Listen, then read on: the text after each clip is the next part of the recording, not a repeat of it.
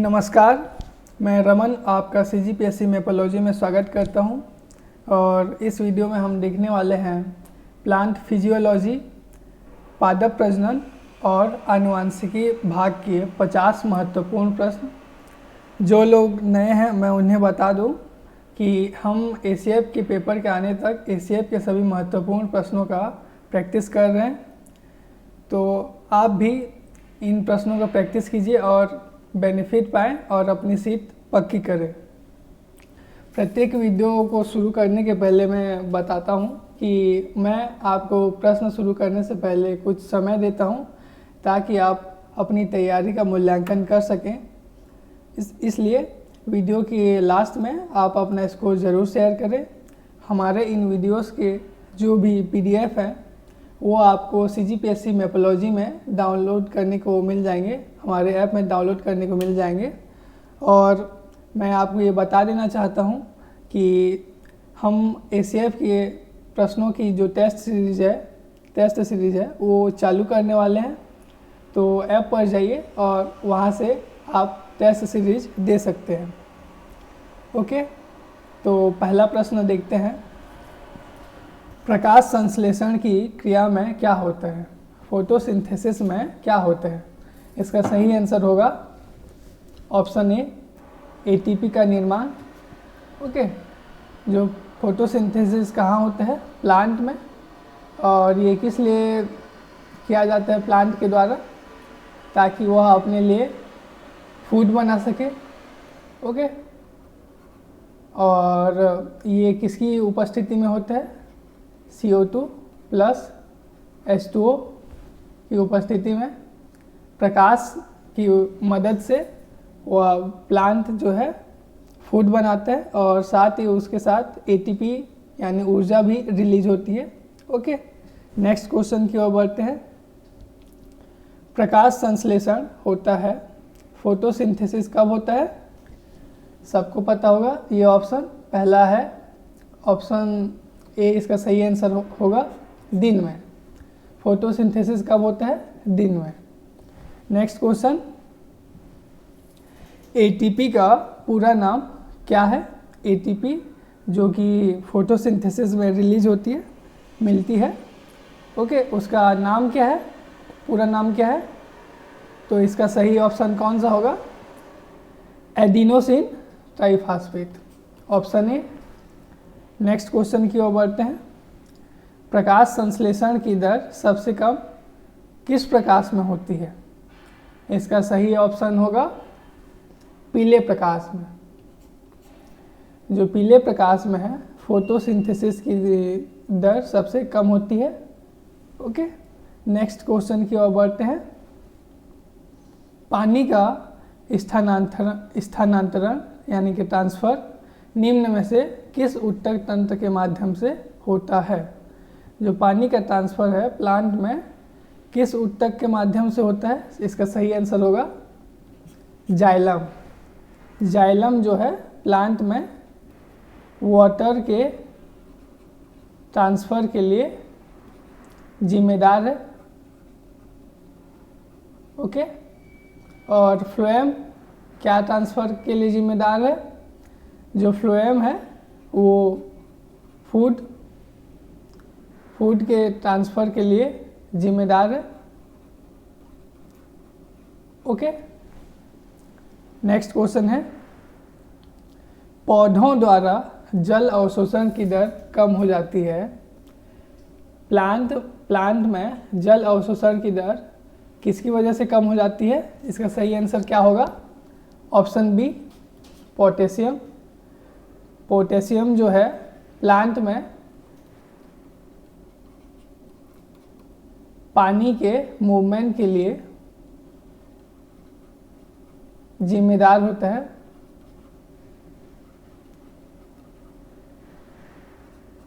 Water और क्या? Minerals.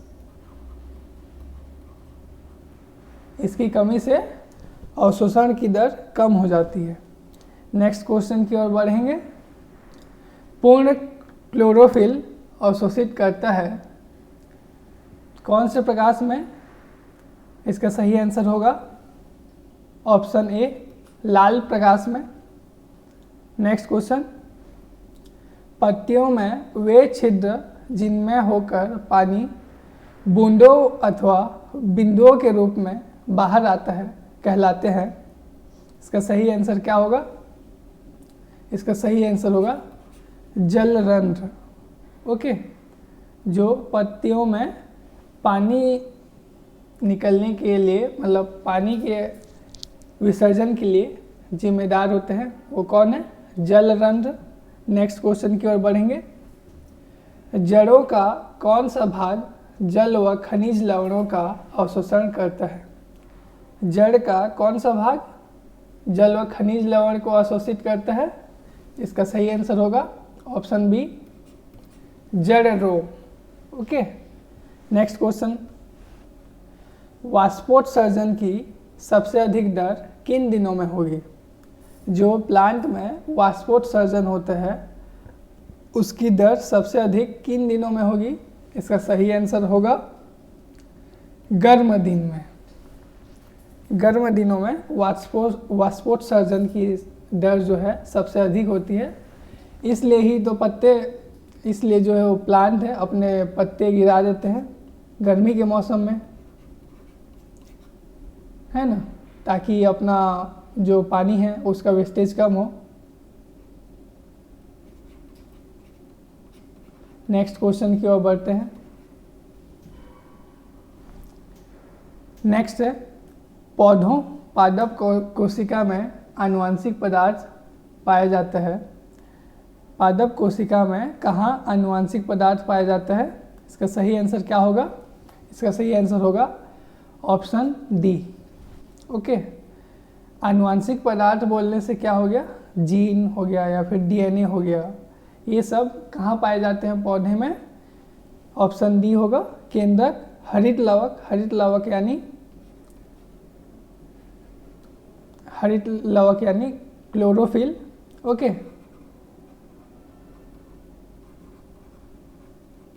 और माइटोकॉन्ड्रिया, ये तीनों जगह पे आनुवंशिक पदार्थ यानी जीन हो गया या फिर डीएनए पाया जाता है। कहाँ? पौधों में, प्लांट में। ओके, नेक्स्ट क्वेश्चन की ओर बढ़ेंगे। कोशिका विभाजन कौन से हार्मोन द्वारा होता है? इनमें से कौन से हार्मोन द्वारा कोशिका विभाजन होता है? सही आंसर होगा ऑप्शन सी साइटोकाइनिन। साइटोकाइनिन, इसके बारे में भी जान लेते हैं। ये एक वृद्धि रोधक हार्मोन है। ओके, ये भी इम्पोर्टेंट है, इसको भी याद रखना। पूछ सकता है ऑप्शन बना के इनमें से कौन सा वृद्धि रोधक हार्मोन होता है। नेक्स्ट क्वेश्चन की ओर बढ़ेंगे।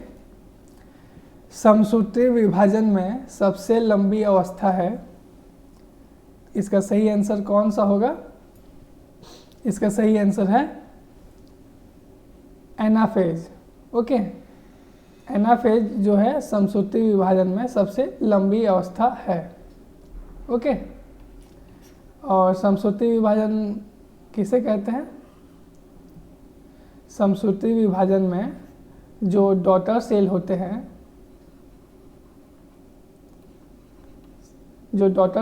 हैं, उनमें गुणसूत्रों की संख्या समान होती है।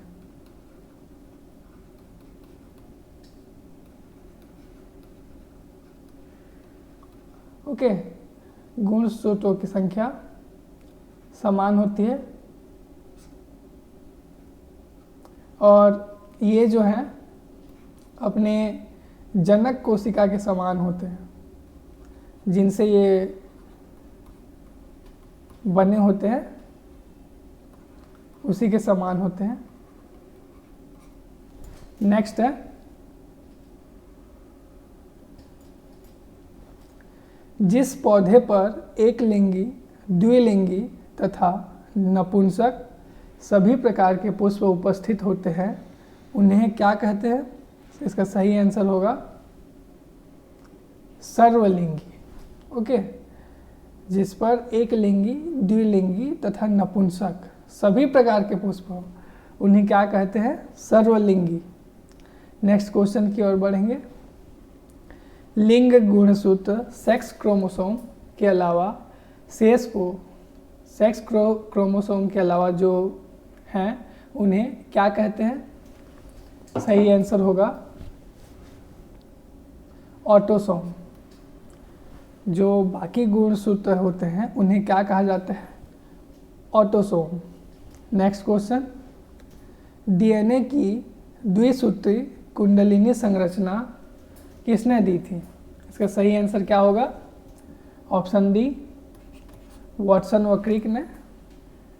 वाटसन व क्रिक ने डीएनए की द्विसूत्री कुंडलिनी संरचना दी थी।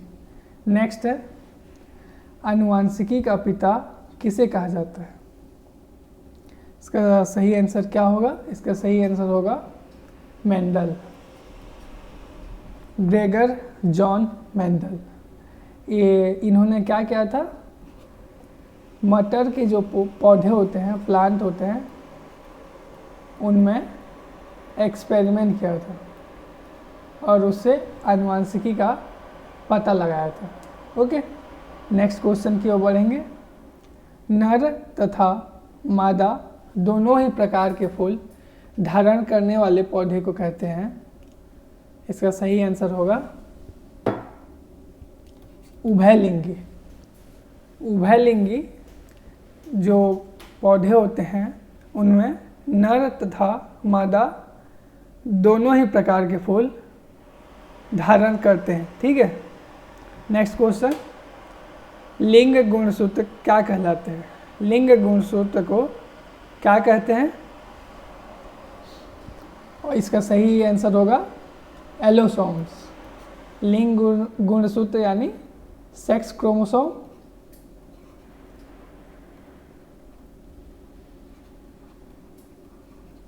नेक्स्ट क्वेश्चन है, केंद्रीय कपास अनुसंधान संस्थान कहाँ स्थित है? ये स्थित है ऑप्शन बी, नागपुर में। नेक्स्ट क्वेश्चन है, पादप प्रजनन के मुख्य उद्देश्य क्या होते हैं? इसका सही आंसर क्या होगा? ऑप्शन डी, उपरोक्त सभी। पादप प्रजनन किस लिए किया जाता है? ताकि एक तो अधिक उपज प्राप्त हो, जो कि हाइब्रिड पौधा अपने को मिले, वो अधिक उपज दे, अच्छी क्वालिटी का हो, उसमें प्रतिरोध क्षमता यानी जो कि रोगों से लड़ने की जो क्षमता होती है वो अच्छी हो, ताकि रोग कम लगे, उसमें कीड़े कम लगे। इसलिए क्या होगा सही ऑप्शन? ऑप्शन डी, उपरोक्त सभी। ओके, नेक्स्ट है जीन के लिए जीन परिकल्पना किसने दी? इसका सही आंसर क्या होगा? Option C, floor. जो जीन के लिए जीन परिकल्पना है वो किसने दी? फ्लोर। इसको ज़्यादा डिटेल में नहीं जानना है, ये पूछा जा सकता है कि इसका खोज किसने किया था या फिर ये जो कॉन्सेप्ट ये किसने दिया था बोलने से फ्लोर, बस इतना ही याद रखना है। नेक्स्ट क्वेश्चन, पादप प्रजनन द्वारा उत्पन्न समान लक्षण वाले पौधों को कहा जाता है। इसका सही आंसर होगा ऑप्शन बी, क्लोन। क्या कहते हैं पादप प्रजनन द्वारा उत्पन्न समान लक्षण वाले पौधे को? क्लोन। अपन बोलचाल वाले भी भाषा में इसका यूज करते रहते हैं, क्लोन। जैसे एकदम फोटोकॉपी है यार, पूरा क्लोन है यार, है ना? तो इसका सही आंसर क्या होगा? Option B, clone. नेक्स्ट है, उत्परिवर्तन के लिए किसने एक्स किरणों का उपयोग किया? तो इसका सही आंसर क्या होगा? ऑप्शन सी, मुलर। उत्परिवर्तन के लिए किसने एक्स किरणों का पहला उपयोग किया? मुलर ने। Next question, DSR directorate of seed research कहाँ स्थित है? इसका सही आंसर होगा मऊ। ये कहाँ स्थित है? मऊ। मऊ कहाँ पे है? MP में। ओके, नेक्स्ट क्वेश्चन, पौधों में लिंग की खोज किसने की? इसका सही आंसर क्या होगा? ऑप्शन ए कैमेरियस। जो कैमेरियस है उन्होंने पौधों में लिंग की खोज की। नेक्स्ट क्वेश्चन, पादप कोशिकाओं में कोशिका द्रव्य विभाजन होता है, यानी पादप कोशिकाओं में कोशिका द्रव्य विभाजन कहाँ होता है? इसका सही आंसर होगा ऑप्शन सी, कोशिका पट्ट के निर्माण द्वारा। ओके, नेक्स्ट क्वेश्चन है, जीन शब्द सर्वप्रथम किसके द्वारा प्रयोग किया गया? जो जीन शब्द है सर्वप्रथम किसके द्वारा प्रयोग किया गया? इसका सही आंसर होगा ऑप्शन डी, जोहानसन। जोहानसन जो हैं इन्होंने जीन शब्द का सबसे पहला प्रयोग किया। नेक्स्ट है, राष्ट्रीय बीज निगम की स्थापना कब हुई? इसका सही आंसर होगा ऑप्शन ए 1963। 1963 में राष्ट्रीय बीज निगम की स्थापना हुई। नेक्स्ट है, प्रथम कृत्रिम संकर किसके द्वारा बनाया गया था? जो प्रथम कृत्रिम संकर है वो किसके द्वारा बनाया गया था? इसका सही आंसर होगा ऑप्शन बी, थॉमस फेयरचाइल्ड। यहाँ पे बहुत सारे लोग मेंडल में कंफ्यूज होंगे, लेकिन मेंडल नहीं है। इसका सही आंसर होगा option B, Thomas Fairchild. Next है, मेंडल के परिणाम सबसे पहले प्रकाशित हुए। इसका सही आंसर होगा जर्मन में। कौन सी भाषा में सबसे पहले प्रकाशित हुए? जर्मन में। नेक्स्ट है, राइबोसोम निर्मित होते हैं। राइबोसोम कहाँ निर्मित होते हैं? इसका सही आंसर होगा ऑप्शन ए, आरएनए और प्रोटीन के। जो राइबोसोम है वो किसके बने होते हैं? आरएनए और प्रोटीन के। ओके, ये आरएनए और प्रोटीन के बने होते हैं। और राइबोसोम क्या काम करता है?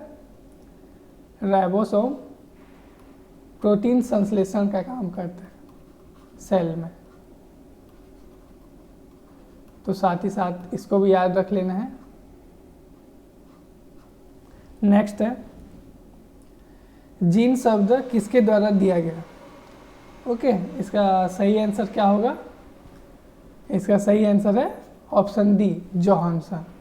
जोहानसन जो है उन्होंने ही जीन शब्द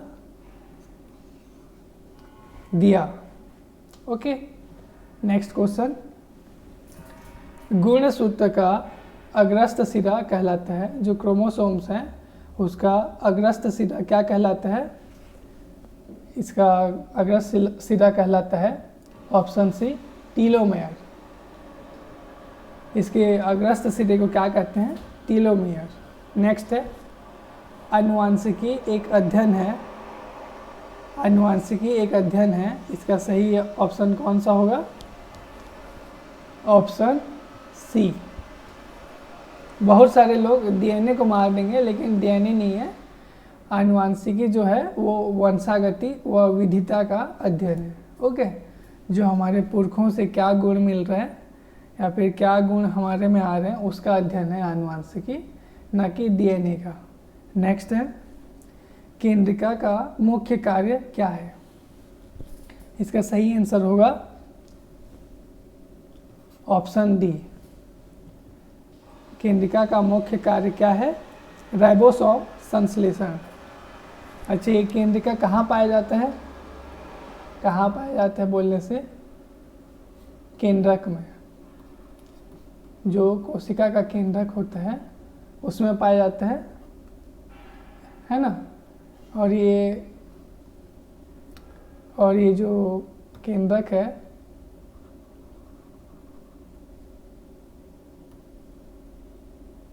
केंद्रक में पाया जाता है। और ये केंद्रिका कैसा होता है?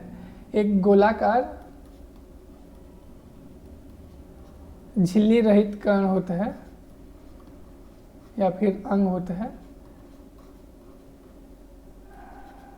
जो कि केंद्रक द्रव्य में होता है। और यही राइबोसोम के निर्माण के लिए जिम्मेदार होता है ना। यही राइबोसोम संश्लेषण करता है। ओके, इसको भी याद रख लेना है साथ में। नेक्स्ट है,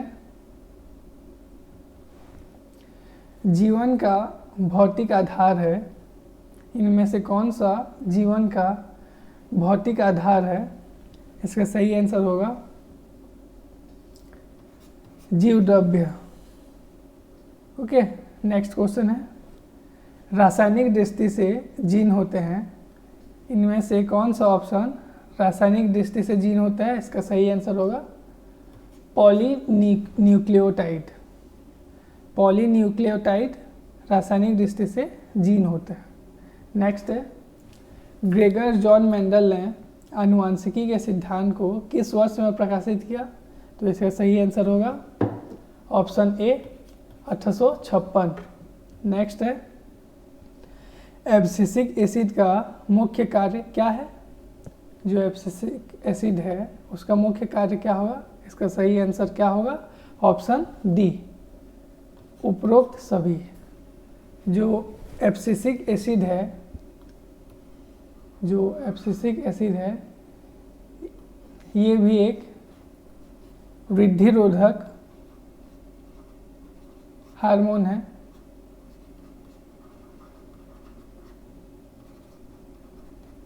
ना? तो इसका मुख्य कार्य क्या क्या है? आरएनए के संश्लेषण को रोकना, जो ट्रांसफर है उसको रोकना, स्थानांतरण, और तीसरा कोशिका भित्ति पर ये प्रभाव डालता है। तो इसका सही ऑप्शन कौन सा लेंगे हम? Option D. नेक्स्ट है, कौन सा हार्मोन वाष्पशील या परिवर्तनशील है? इसका सही ऑप्शन होगा ऑप्शन बी, एथिलीन। एथिलीन जो है वो वाष्पशील या परिवर्तनशील होता है। एथिलीन का क्या यूज होता है? ये फलों को पकाने के लिए यूजफुल है। फलों को पकाने के लिए हम किसका यूज करते हैं? एथिलीन का। इसे भी वृद्धि रोधक हार्मोन कहते हैं।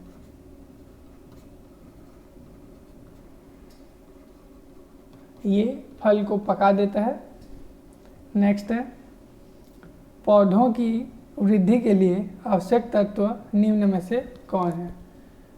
प्लांट के ग्रोथ के लिए इनमें से कौन सा तत्व आवश्यक है बोलने से सही आंसर होगा ऑप्शन डी, मैग्नीशियम। मैग्नीशियम कैसे है? मैग्नीशियम जो है क्लोरोफिल जो होता है,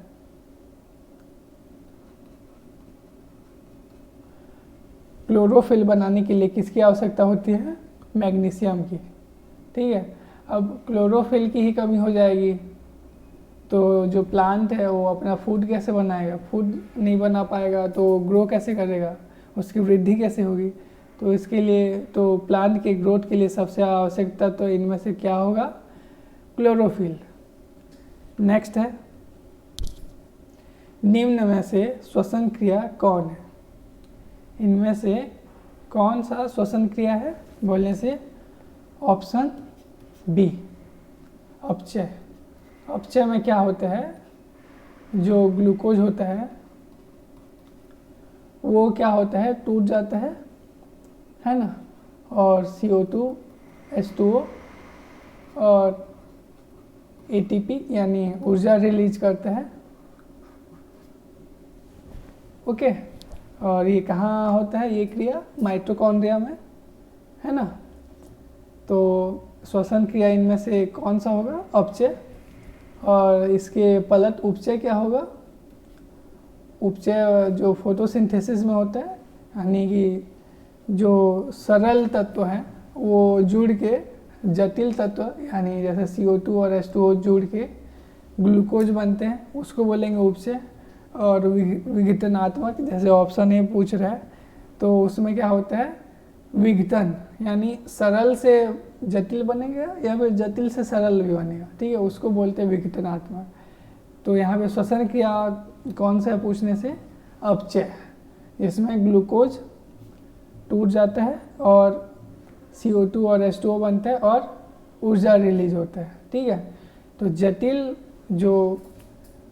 जटिल जो तत्व हैं उनका सरल तत्वों में टूटना उसको अपचय बोलते हैं, जो कि श्वसन प्रक्रिया है।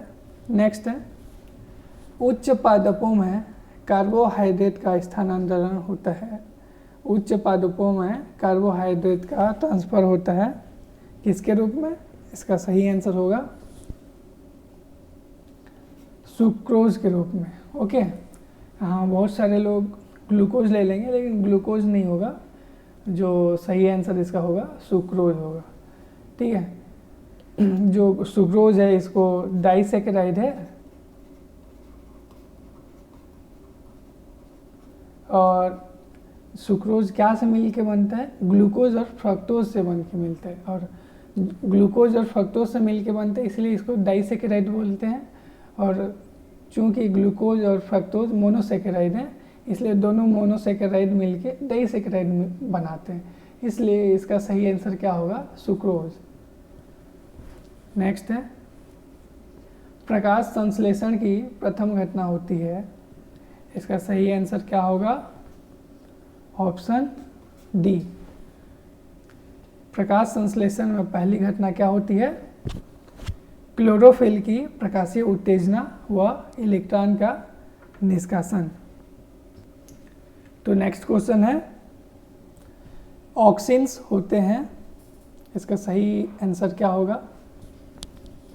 Option C, hormones.